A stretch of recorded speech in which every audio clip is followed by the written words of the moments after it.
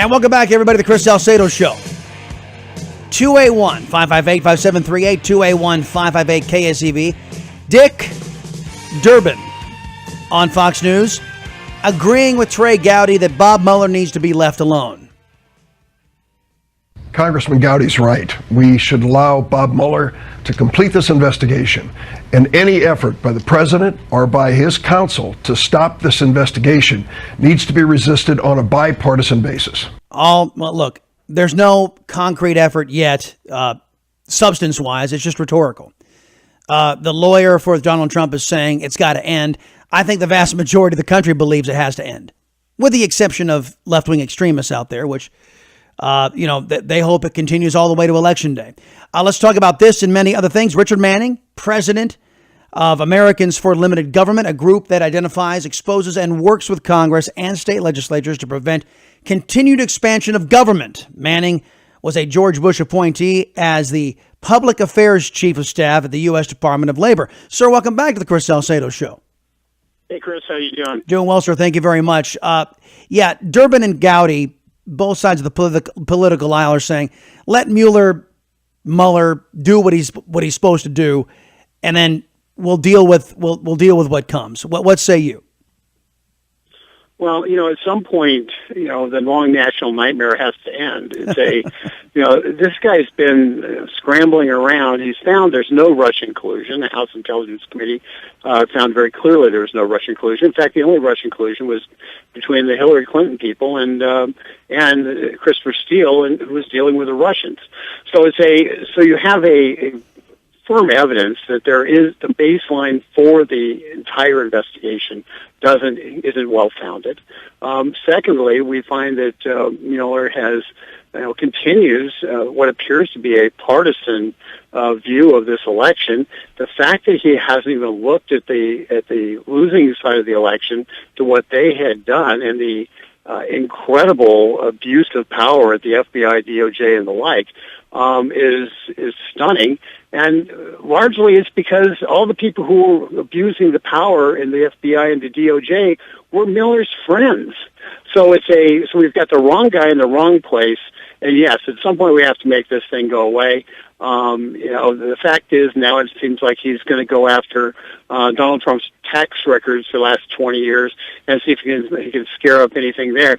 That has nothing to do with the election. Yeah. And as a result, he needs to be constrained to the election. And I've called for Jeff Sessions, who is did a phenomenal job over on McCabe by firing him earlier this weekend. I think Jeff Sessions needs to narrow the scope of his recusal and just say anything that goes beyond the election from June to November is outside of your bounds, and you have to turn it over to DOJ for regular handling. Well, you and I will have to agree to disagree on Sessions. I believe the acting Attorney General of the United States right now is Rod Rosenstein. Everything that is pertinent and relevant to this nation right now seems to be under the purview of the so-called Deputy Attorney General, and for some reason, Sessions remains committed to being a hood ornament, remains committed to being irrelevant.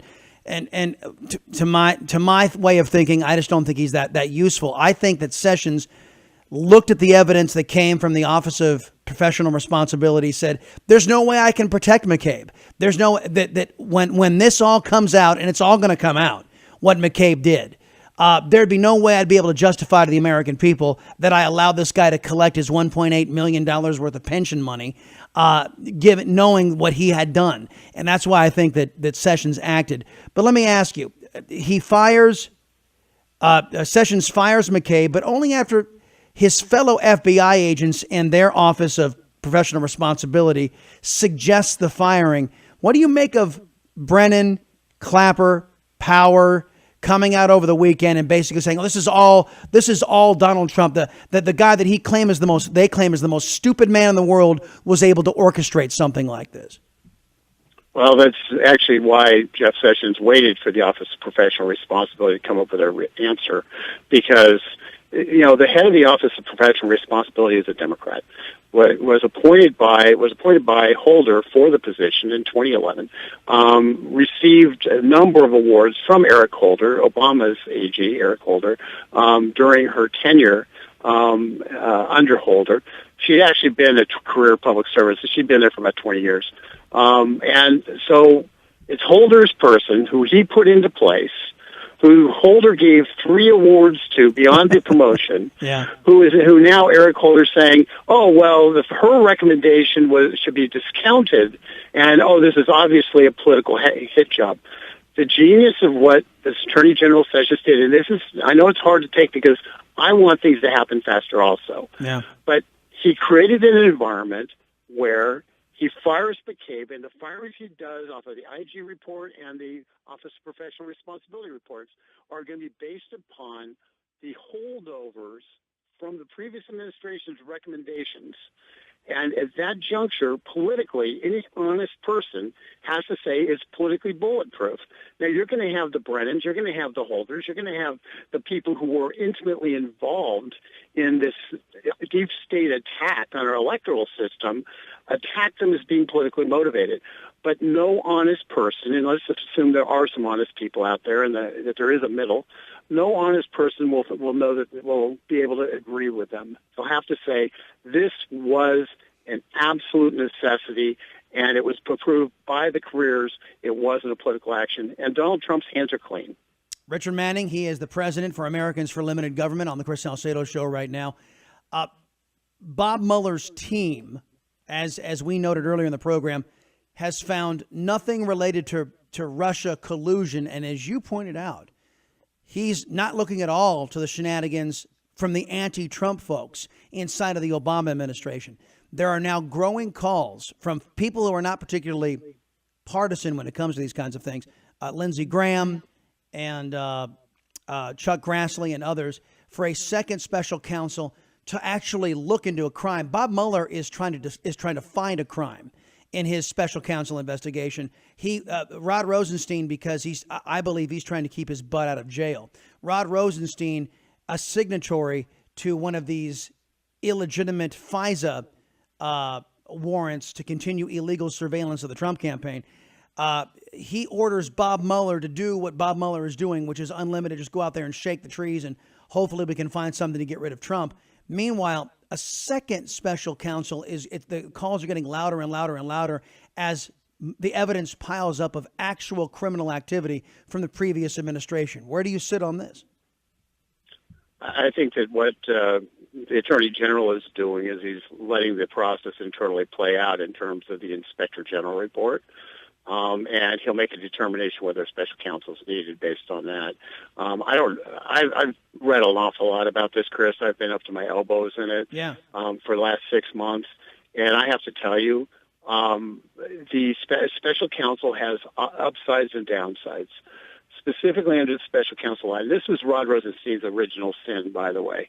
His original sin was he appointed Mueller, but there was no specific crime. Thank you. Yeah, under the special counsel law, there's supposed to be a specific crime you're looking at. It's an illegitimate special counsel because there's no specific crime outlined. But let me push back a little bit, Richard, because I know you've looked into this.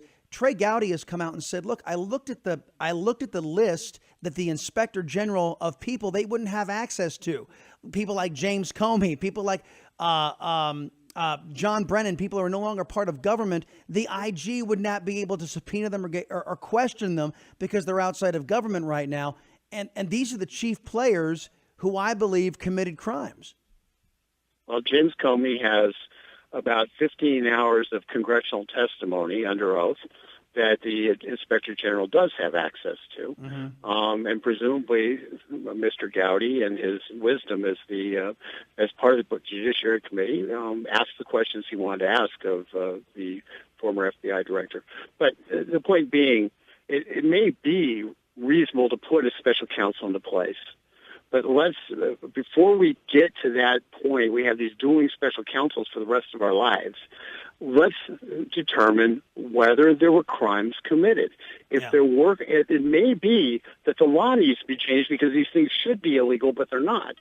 So let's determine if there were crimes committed. If there were crimes committed, and there's not a means to take care of that within the Department of Justice, then yes, there should be a special counsel. I'll give you an example of a means to take care of it. they on the Uranium One scandal, which you're aware of, your listeners are aware of, where we turned over 20% of our nation's uranium reserves to the Russians, and a group called CFIUS, which is a number of cabinet level secretaries, got together and decided that was okay. Rather than where Bill Clinton got a bunch of money, the Clinton Foundation got a bunch of money, it's very suspicious. Right. What Attorney General Sessions did is he took the investigation outside of D.C.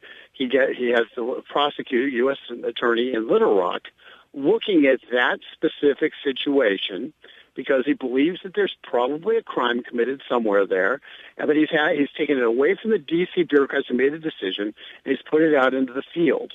And he put it into Little Rock for a very specific reason. That is where all the Clinton bodies are buried. And yet it gets very little attention. It's out of the news, but it's actually being done internally in the department without having a special counsel running around basically subpoenaing everybody and being more interested in headlines than in actual results. Well, you know what, and again... It's very important. We could have a special counsel. It might be called for, but let's make sure there's a crime. Well, no, I agree with you. And you know what? There is certainly more evidence of criminal activity from the previous administration that would warrant a second special counsel, a mountain more of evidence than there was ever about Trump-Russia collusion. And Rod Rosenstein, because I believe he was just looking for an excuse, that the Democrats get their panties in a twist because they lost an election, and all of a sudden Rod Rosenstein can't get to calling a special counsel investigation fast enough. This stinks to high heaven. Richard Manning, everybody. I agree with you 100% on that. Stinks to high heaven. Yeah, there you go. President of the Americans for Limited Government, Richard Manning. Always appreciate the time here. By the way, you're coming to Texas, right? Houston and Dallas. I am. I'm going to Dallas. I get the opportunity to go see a premiere of the movie Paul, the Apostle Paul, which is in Dallas tomorrow night, and it's a great opportunity, and so I couldn't pass up on that opportunity to sit and meet with a few people and hopefully get a sense of what people in Texas are thinking and be a little smarter about how I deal with things here in D.C. There you go. Welcome to Texas tomorrow, and we'll catch up then. Thank you. Mr. Manning, everybody. Yes, Chris Salcedo Show. Be right back on The Voice of Texas.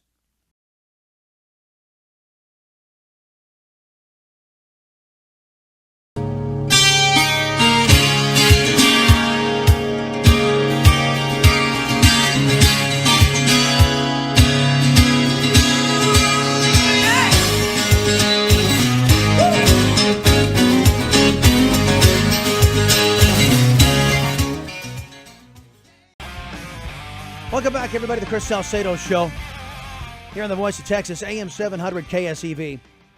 All right, let's get some of these sound bites because I think they're very instructive about what happened over the weekend with, it was Trey Gowdy, on with Fox News Sunday, Dick Durbin, and others.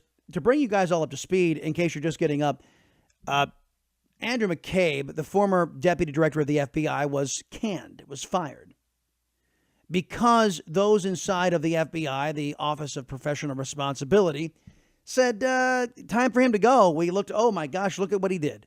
Look at what he did. Jeff Sessions looked at it and said, well, I can't cover for him, so he's gone.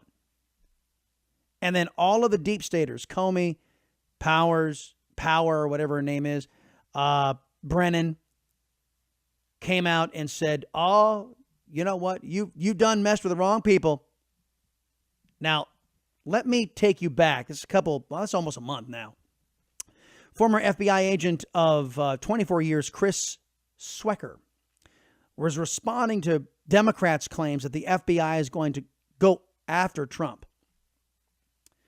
This narrative was about a month ago, folks, that the intelligence community was tired of Donald Trump raking them over the coals. And in truth, because I've talked to some of them, in truth, most of the folks in the intelligence community are tired of what James Comey did, tired of what Andrew McCabe did to let Hillary Clinton go. They're tired of that kind of stuff. They're tired of McCabe and Brennan and those folks dragging the reputation of the intelligence community through the mud. Not the fact that Donald Trump is trying to defend himself. So the line the Democrats were putting out there is, oh, you better watch out. You better be afraid, because here comes the intelligence community. They're coming after you, Donald Trump. And folks, again, anecdotal here, but I don't think it's the truth. Here's what Mr. Swecker said to Fox. Listen to this. You've heard other individuals saying the FBI is going to go after the president. The FBI hates the president. This was bad. This is now FBI versus president. How do you react to that? Well, I'd say, look, Chris Wray and the new deputy director, Dave Bowditch, are going to do no such thing.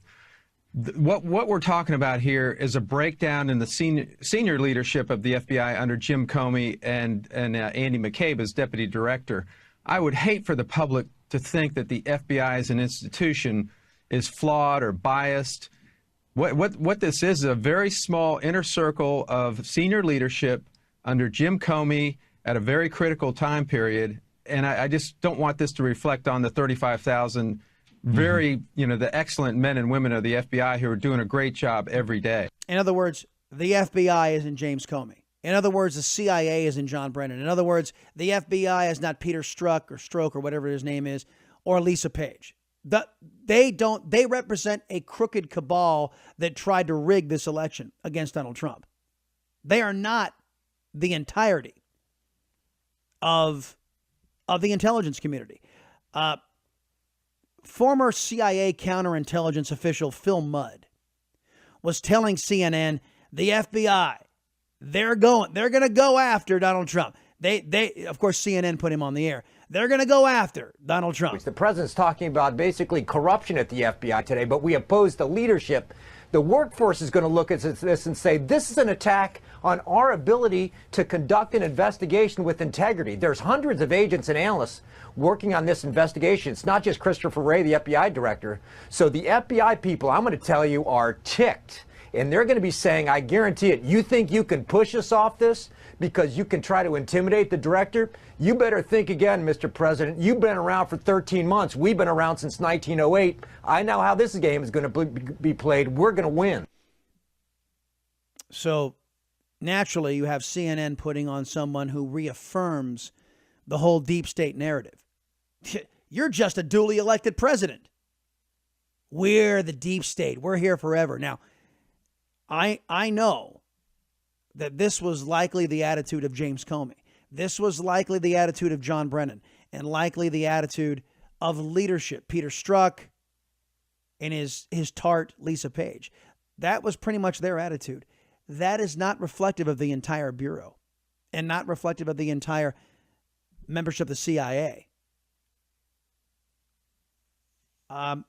Swecker continued his comments responding to Phil Mudd. So James Comey holds himself out there even today on Twitter and Instagram as this paragon of virtue above the fray. You were there for 24 years. How do you think he's behaved over the last couple of years? His public performance as FBI director, both in the Clinton probe and then how he handled President Trump. Well, I had the perspective of serving directly under Director Mueller. I bet I sat in on 500 plus meetings with him and Director Free. And these were two great leaders. They stayed in the background. I never saw a hint of bias. Unfortunately, under Jim Comey, that hubris that you just mentioned caused him to make up his own rules. Leaks, permissive leak environment, predetermining investigations, a non-investigation of the Clinton email investigation, thumb on the scale on the Russian investigation in the beginning here with the FISA applications, and just generally making up their own rules and letting their own political opinions infect their investigation. In fact, that is something you learn at the FBI Academy. You can't let your personal bias, you got to leave those at home. Yeah, and James Comey didn't. And James Comey is going to make a lot of money off of that lack of integrity, ladies and gentlemen. His book is what, number 2 in the country right now? Pre-sale. James Comey over the weekend. Mr. President, the American people will hear my story very soon, and they can judge for themselves who is honorable and who is not. Now, nothing like using a fake controversy that you helped create, James Comey, to help you sell books and get you rich. Is that how it all works? 281-558-5738, 281-558-KSEV. Trey Gowdy blasting this narrative. John Brennan, of course, coming out over the weekend saying, when the full extent of your venality, moral turpitude, and political corruption becomes known, you will take your rightful place as a disgraced demagogue in the dustbin of history. You may have scapegoated Andy McCabe, but you will not destroy America. America will triumph over you, said John Brennan. Melodramatic much? Just asking. And this idea that this was all Donald Trump's doing and that Andy McCabe is as pure as the wind-driven snow. Chris Wallace asked about this over the weekend to Trey Gowdy. I want to put up some of Andrew McCabe's statement. This attack on my credibility is one part of a larger effort, not just to slander me personally, but to taint the FBI, law enforcement, and intelligence professionals more generally. It is part of this administration's ongoing war on the FBI. See, the hubris and the arrogance of these people. Andrew McCabe believes he is at the center of the universe. Well, of his own universe, I'm sure he is. But an attack on me as a crooked guy is an attack on the entire FBI. No, it's an attack on you because you earned it. You'll hear Trey Gowdy's response coming up on the other side of the break. Chris Salcedo Show. You found us on the Voice of Texas, AM 700, KSEV. Be right back. It's time for politics, pop culture, and proud pro-American conservatism. Strap yourselves in. Grab your coffee. It's time for the Chris Salcedo Show on AM 700 KSEV, the voice of Texas. I want to put up some of Andrew McCabe's statement. This attack on my credibility is one part of a larger effort, not just to slander me personally, but to taint the FBI, law enforcement, and intelligence professionals more generally. Andy McCabe, it's all about me. An attack on me is an attack on the FBI. Screw you. It is part of this administration's ongoing war on the FBI and the efforts of the special counsel's investigation, which continue to this day. Congressman, your response. Trey Gowdy lights this one up. I was thinking this when I was watching. I'm thinking, gosh, the hubris and the arrogance of these liberals, of these progressives. Oh, Andy McCabe's a Republican, so doesn't mean it makes him any less a progressive or a liberal. And I don't know that that's true. His wife is a Democrat. We know that. She ran as a Democrat. Anyway, Gowdy basically put the onus right back where it belongs, on the conduct and actions of Andrew McCabe. Oh, Andy McCabe has undercut his credibility all by himself. He didn't need any help doing that. And I find it richly ironic that he is lamenting that those are attacking the FBI when he himself does the exact same thing. It was the FBI who said he made an unauthorized disclosure and then lied about it. That wasn't President Trump. It wasn't me. It wasn't the crazy House Republicans. It was his own fellow FBI agents that said he leaked and then lied about it. Yeah, that's the FBI's Office of Professional Responsibility who said Andrew McCabe behaved poorly and deserves to be fired. Jeff Sessions said, well, I can't protect you, buddy. You're gone. And he's gone. And we've been saved as taxpayers having to foot the bill for another corrupt deep stater. I think this is a win for the American people. 281-558-5738, 281-558-KSEV. Hello, Sharon. Welcome to the Chris Salcedo Show. What say you? Good morning, Chris. I'm beginning to see the shrewdness of the Trump administration, including Jeff Sessions now, in the way they're dealing with this Mueller. He's treating, you call them the deep staters, and you're right, and I call them the pit vipers.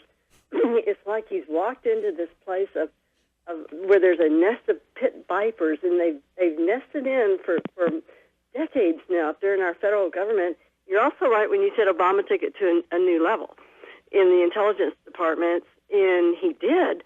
But I'm seeing now that President Trump just doesn't want anything to do with it. He doesn't want to taint his hands with this nest of vipers, and they're so angry now that anything you do to any one of them, if you throw a rock at them, one of them's going to get you. They're going to bite you. And we saw that when they came down here to Houston and destroyed Arthur Anderson. And Andrew Weissman, the pit bull then, the whole verdict was reversed by the Supreme Court 9-1. But by that time, he had destroyed a whole company, and thousands of people lost their jobs, and a number of them went to jail. But that's the power of this deep state. So Donald Sharon, Trump. What strikes me is that these people like Comey, like Brennan, like Clapper, like McCabe, they believe they have the ability to violate the law in service to their agenda, which in this case is vehemently anti-Trump, vehemently pro-liberal, pro-progressive. And I'm sorry, you have to stay within the law. You can be as liberal and progressive as you want to be, but you've got to remain within the law. And when you call them out, you're not throwing a rock at them by saying, hey, look, you've got to operate under the same rules as everybody else. That's when they take offense. But Chris, they think that you're throwing a rock at them because they've made their own rules now. They've gone totally perverse. They've flipped everything around. They've made their own rules, and they are so dangerous. And we've seen the danger in the way they treated Mike Flynn. So I think President Trump and Jeff Sessions have said we're keeping our hands off, and we're going to let these snakes destroy one another. Well, they're going to hang themselves on their own gallows. I think they will. I don't know that Trump has made that determination. I know there's a lot of people around him counseling that. But you brought up something. Hold on one second. I want to play this for you. You mentioned Michael Flynn. Rand Paul was on CNN over the weekend, and about Flynn, a lot of people out there saying because now you guys may not have heard this. Peter Strzok and Lisa Page were friends with the judge who oversaw the guilty plea of Michael Flynn of lying to investigators. And this same judge was also a FISA judge and good friends with the corrupt FBI agents and lawyer Peter Strzok and Lisa Page. Many are saying that Michael Flynn ought to retract his guilty plea because this was a setup from the word go. And here's Rand Paul. Sharon, listen to this. He was on fire. I really think General Flynn was treated unfairly. I think Andrew McCabe did worse than General Flynn, frankly. Andrew McCabe lied about doing something illegal. He leaked classified documents. General Flynn apparently did not state the truth about something he did that was legal. So you wonder, how are we going to make this fair? How are we going to make this just? That's a great point. Michael Flynn was alleged to have a process crime. Well, you know what? I registered to lobby here on this date. Oh, no, it was actually a different date. We got you for lying. That's what it smells like in the Mueller probe. Meanwhile, Andrew McCabe is a so-called trusted FBI director. And he lied to cover up his illegal activity. There's a difference there. And kudos to Rand Paul for pointing that out. Let's get out to the phones again. 281-558-5738, 281-558-KSEV. Hello, Marty. Welcome to the Chris Salcedo Show. Good morning, Chris. I was listening to you and talking about guns and arming teachers.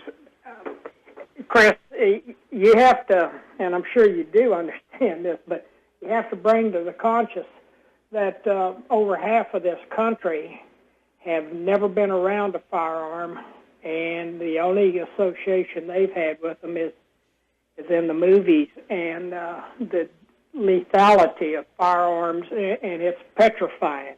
Yeah. You know, if you grow up around them, that's one thing, but my mother, who grew up on a farm, had 8 brothers, and married a man who was a hunter, and all her brothers are hunters. And she told me one time that there was a boy coming out to the farm, and she really liked him and everything. He came out there, and he had a new shotgun. Well, you know what happened. He gave her the shotgun, and the shotgun went off and knocked her down. She dropped the firearm, the shotgun in the sand, and they never saw each other again. And you just, I do understand that there are so many people that are deadly afraid of firearms, and you just can't, say, well, we're gonna we're going to arm teachers and stuff like that. Well, Marty, let me explain what my position is on this, okay? There's a very successful program. Well, actually, it's going on here in Texas, and it's going on in Ohio.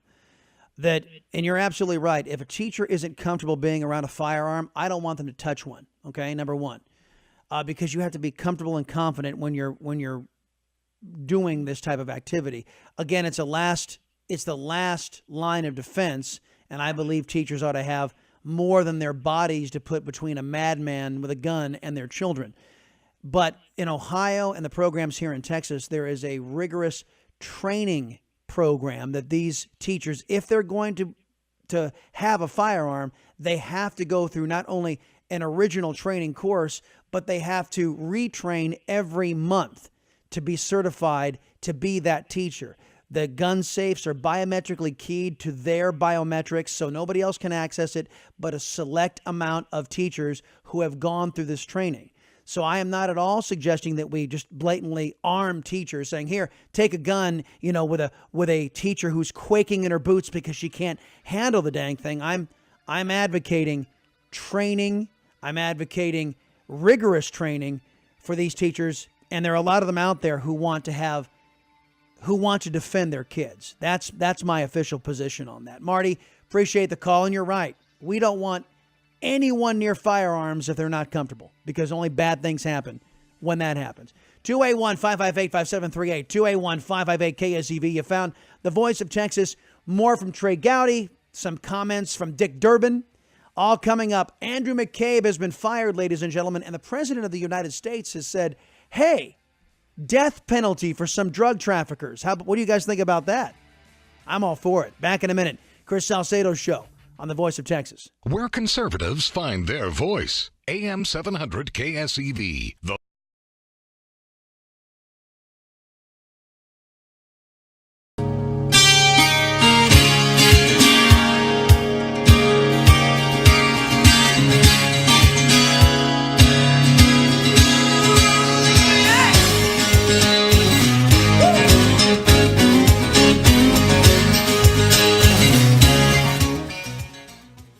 Horowitz is the Inspector General. Right. Who, 2 weeks ago, the president was criticizing, and now all of a sudden McCabe is criticizing, so he probably is doing his job because everyone's criticizing him. Let's wait and see what he found. Let's wait and see what that lack of candor was, and then we can judge the fact pattern and the proportionality of the penalty of his losing his pension. We can judge all that once we understand exactly what he's alleged to have done. But yeah, they're waiting on the Inspector General report, according to Trey Gowdy. And this Inspector General report and the Office of Professional Responsibility all saying Andrew McCabe isn't a guy that we can justify to the American people paying his pension. He's betrayed his office. He's betrayed his responsibility.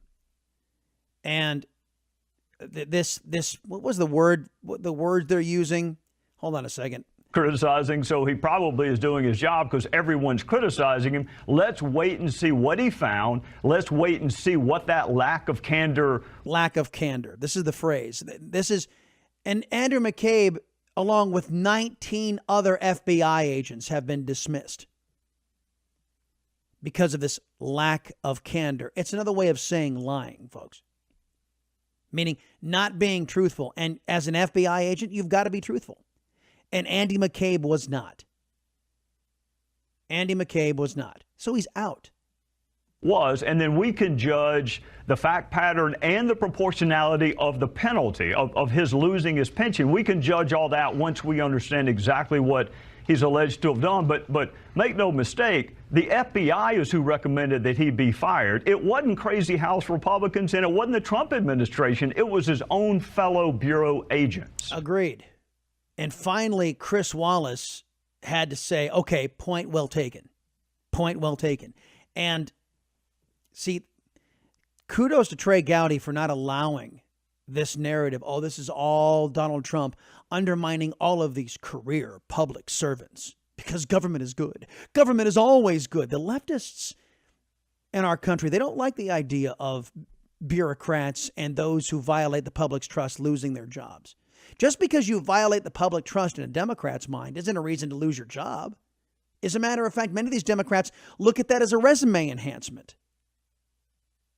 So I'm glad that common sense won out here. 281-558-5738, 281-558-KSEV. Gowdy telling Fox News Channel that no Democrat he had interviewed in his time on the Russia probe on the House side could give one shred of evidence, not one shred of evidence, that there was Donald Trump colluding with the Russians. GOP members also said that while they believe the Russians meddled in the campaign, they did not believe, in fact, they broke with the intelligence community's conclusion that this was an effort by the Russians to benefit the Trump campaign. Obama's intelligence community, the very same crooked people we're talking about, came to these conclusions. I remember some of these intelligence folks changing reports coming in from the battlefield to make it, to rewrite these battlefield reports to make it look like Barack Obama's window dressing efforts against ISIS were actually working. And they weren't. So instead of the full unvarnished failure for everybody to see, they were doctored. The Obama administration was replete with those who were willing to go out of their way to cover for his sorry behind and his lackluster, idiotic policies. So when Chris Wallace talks about the intelligence community saying that Russia had tried to help Trump, the evidence that has been introduced after all of these deep state folks from the Obama era were gone basically said it didn't matter who won. Russia is an enemy to the United States under Vladimir Putin. It didn't matter who was it. They thought Hillary was going to win right up until election night, just like we all did. And as soon as Donald Trump won, you know what happened the next day? These Russian operatives organized a protest against who? Against Donald Trump in New York. Not because they particularly had any animus toward Trump or any animus toward Hillary Clinton. They hate the United States. So they organized not one, but two. One pro-Trump rally and one anti-Trump rally the same weekend. This has all come out. So the Republicans said, oh, Vladimir Putin wasn't helping Donald Trump. Vladimir Putin was harming America, no matter who was sitting in the Oval Office. Question, what's the basis for your conclusion, and you, I say collectively, Republicans on the committee, what's the basis for the conclusion, case closed? Well, the basis for the conclusion, case closed on no evidence of collusion, is that we've interviewed north of 70 witnesses. And Chris, I personally have asked every one of them, give me any bit of evidence you have, regardless of whether you believe it and regardless of the source, that President Trump colluded, conspired, coordinated with the Russians. And not a single witness, from Susan Rice to Ben Rhodes to Donald Trump Jr. to Jared Kushner, no one has any evidence. I mean, folks who are sympathetic to the president and folks who are antagonistic to the president, not one scintilla of evidence of coordination, collusion, conspiracy between Trump and his campaign and the Russians. So I can't tell you what I don't know. I can just tell you I asked every single witness, and every single witness, including former Obama administration officials, had no evidence of collusion. Ta-da. Ta-da. And that is Adam Schiff is out there. Oh, we've got evidence. We got evidence. Show it. Show it, you big phony. Show it. We can't do that. Sources and methods and whatever. They're just throwing out red meat for their left-wing kook base who hate Trump. They've got nothing. That's why, and we played these for you last week. It's why crazy Maxine Waters is Stormy Daniels. Stormy Daniels. He won't survive Stormy Daniels. Yeah, they're going to the porn star to get rid of Donald Trump. They're desperate. They're desperate. They have no answer.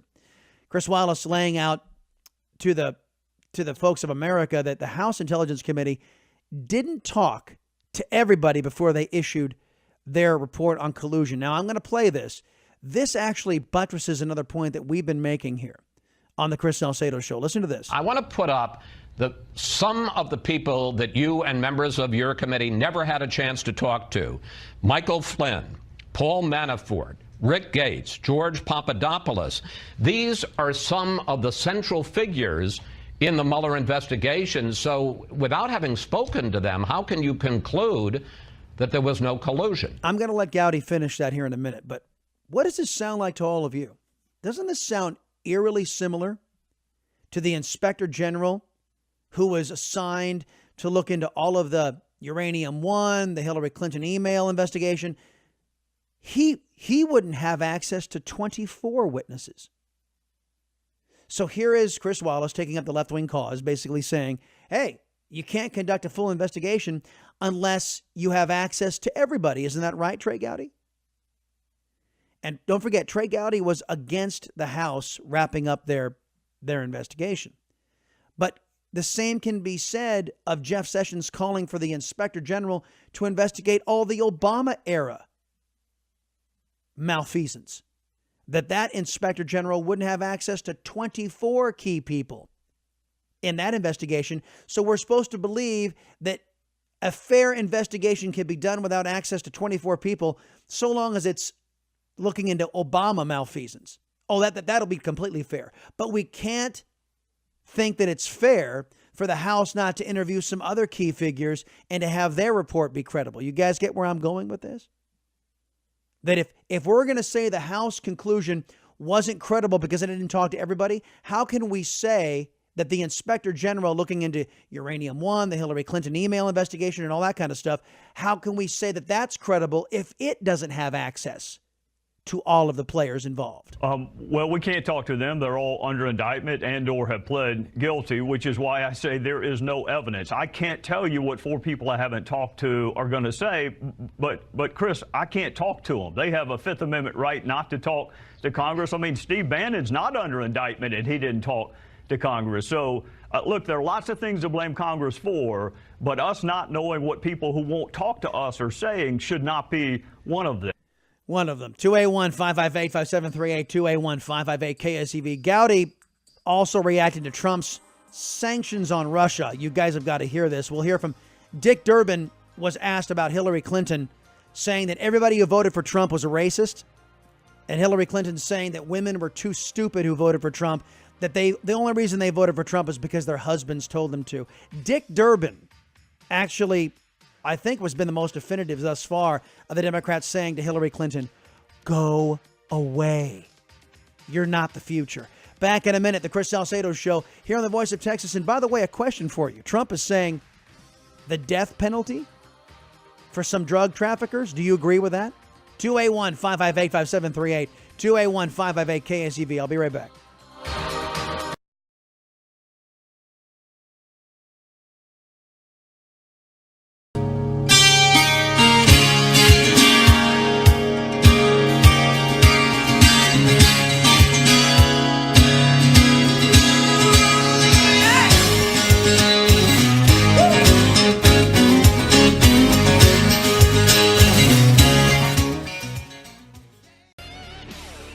Welcome back, everybody. The Chris Salcedo Show here on The Voice of Texas. Let me squeak in a phone call here. James, welcome to the Chris Salcedo Show. Glad you tuned in.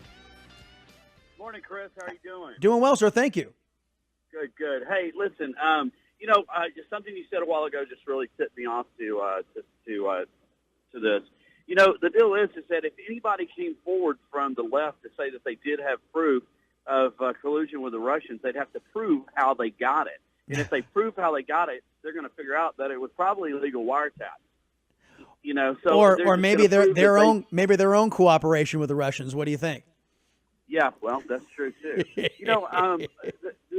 Nixon got busted taping for Watergate. I don't understand how Obama's not going down for this. For taping Trump's people.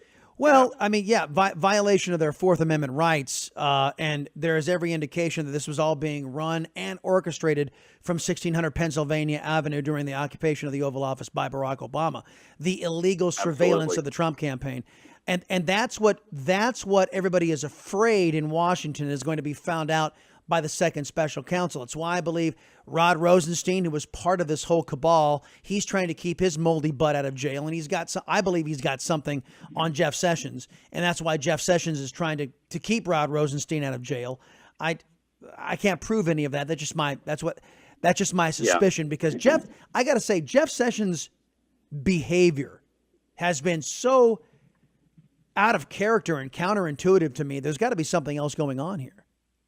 Well, I'm surprised that Trey Gowdy hasn't put together a special investigation on that guy. Oh, and by the way, have you noticed how Russell and Trey Gowdy sound just alike? Who? Russell. Russell Sherrill and Trey Gowdy? Trey Gowdy. Yeah, they sound alike. I thought Russell was talking a while ago. Really? Well, that James, Russell, go ahead. Russell, why don't you say something really quick? Well, I appreciate that compliment. Yeah. Okay. Now play Trey Gowdy. See, that sounds like Trey Gowdy. Oh, no, hold on. You got to give me more than that. Say, Russell.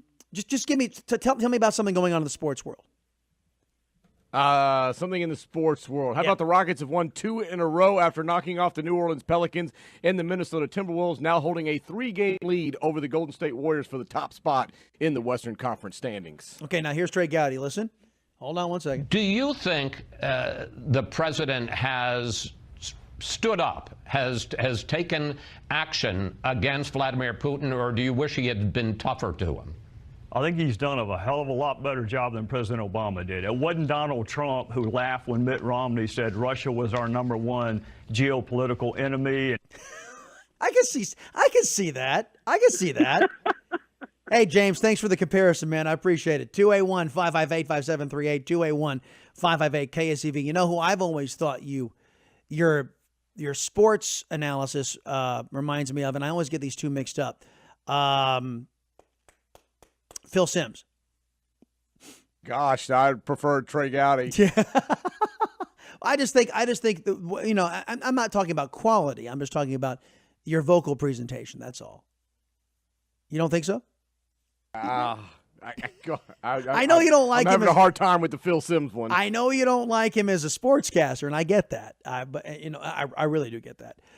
He was replaced, right? Didn't Yes, he was replaced, but he was moved though to the pregame show on CBS. Yeah. So Phil Simms out. He was partnered with Jim Nantz, correct? And now it's Tony Romo, I believe. You are correct. I did not watch any NFL this year, folks, so I can't speak with authority. I gotta talk to Russell about that. So back to the substance of the soundbite. You guys heard.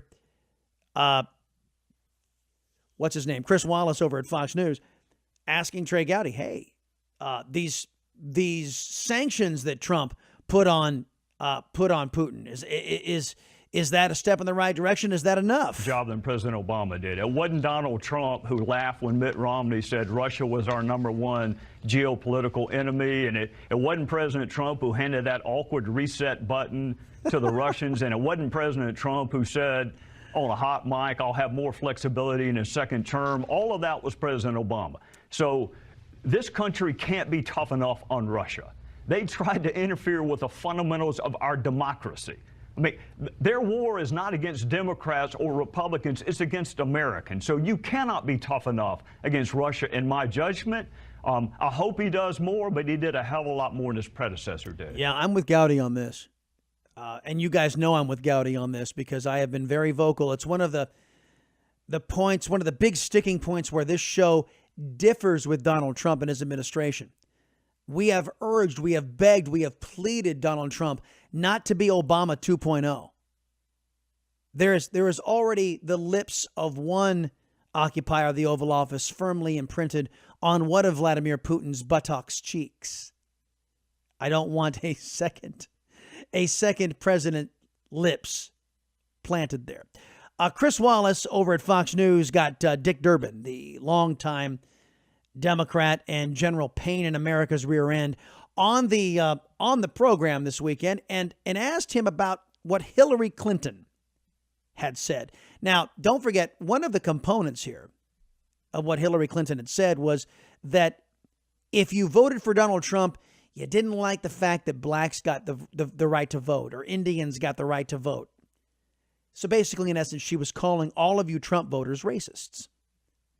She also said this about you Trump voters out there. And his whole campaign, Make America Great Again, was looking backwards. You know, you didn't like black people getting rights. You don't like women, getting jobs. You don't want to, see that Indian American succeeding more than you are. Whatever your problem is, I'm going to solve it.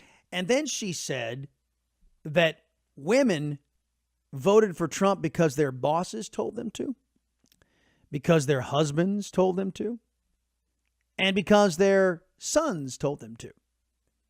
That all you women Trump voters out there, you're so stupid that you just voted. The only reason why you would vote for Trump is because your husband told you to. Well, her remarks have been very uncomfortable for many Democrats. And Chris Wallace just wanted to see how Dick Durbin responded. Senator, is that helpful to Democrats in 2018 to have Hillary Clinton dismissing the 60 million plus voters who supported and elected Donald Trump, dismissed, some could say even condemned, as racists and misogynists? No, it's not helpful at all. And in fact, my friend Hillary Clinton is wrong. 30% of the people who voted for Donald Trump had voted for President Obama. Why? The same people who looked for change with President Obama thought there wasn't enough as far as their personal lives were concerned, and they supported Donald Trump. Yeah. They discovered that bashing corporate America wasn't going to improve their lives one iota.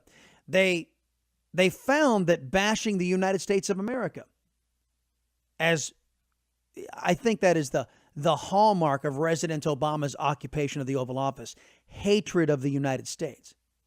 As many of these left-wingers who showed up in the Chris Salcedo Show Facebook page over the weekend can probably attest, their hatred for this country.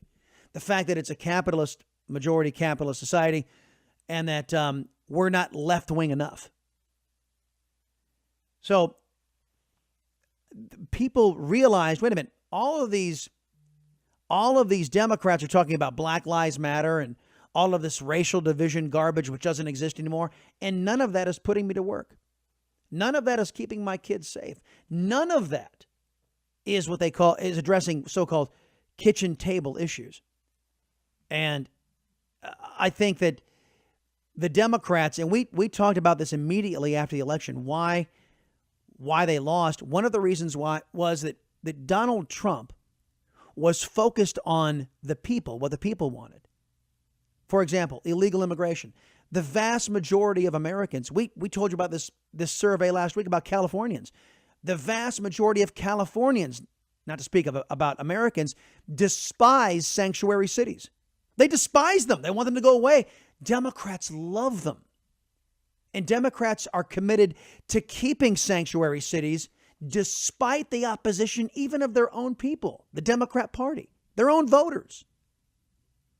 If you don't want to keep an illegal alien felon in your city, then you're racist. Really? Really? So what Dick Durbin is talking about is that Democrats, 30% of Democrats who voted for Trump, that had once voted for Barack Obama, was because the Democrat Party had gone full-blown identity politics. Full-blown. We got one of these cats running against Ted Cruz. Robbie O'Rourke. Robbie O'Rourke changes his name to Beto to fool Latinos into voting for. Oh, he must be a Latino. Let's vote for Beto. His name isn't Beto. His name is Robbie. We're gonna call him Robbie O'Rourke. Karl Rove was talking about some other woman who added the name Ortiz to her name. She's not a Latina, but she added Ortiz. I guess either she's married or I have no idea how she can lay claim to that, but that's how they're going to win, they think. Identity politics. And not to mention, the Democrat Party had descended into being the anti-white party. Black Lives Matter. And oh, by the way, speaking of Black Lives Matter, did you guys see this story? The Reverend Al Sharpton is teaming up. Let me read from the Daily Caller piece here. Several black activist groups are holding a protest on Monday in defense of the Nation of Islam leader Louis Farrakhan. the well-known racist and anti-Semite. So the Reverend Al Sharpton, along with the new Black Panther Party, along with Black Lives Matter, they're all showing up to show their solidarity and their support for a Jew hater. They're all showing their support for Louis Farrakhan, an overt racist. This is why the Democrats lost. Because the Democrat Party turned into a bunch of white-bashing, anti-Christian, anti-Jewish, anti-rule of law party. That's why they lost. And middle America, the Democrats, couldn't relate to them anymore. Hell, I can't relate to them now. That's what Dick Durbin was talking about. More from Durbin and some other issues that are pertinent to our discussion coming up on the Chris Salcedo Show on the Voice of Texas. And that's going to do it here for the Chris Salcedo Show worldwide on the Vida television network. I want to remind everyone that I think I'm one of the few individuals on television who actually allows you to directly interact with me, unfiltered, live. All you got to do is call AM 700 KSEV 281-558-5738, 281-558-KSEV from the hours of 7:30 a.m. Eastern until 10 o'clock Eastern, and let your voice be heard. Maybe you don't think we covered something fairly, or maybe you don't think we've covered something enough. It's your chance to weigh in. You can also do so via social media. Go to chrissalcedo.com. All of our contact information is there, or you can do it live in real time during those same hours at Chris Salcedo TX. Even off hours, we respond to Twitter, and it's a good chance if you make a compelling argument, it'll be featured on the show if I'm not on the air at the time the following day. Thank you so much for tuning in to the Chris Salcedo Show worldwide here on the Vida television network. We'll see you next time.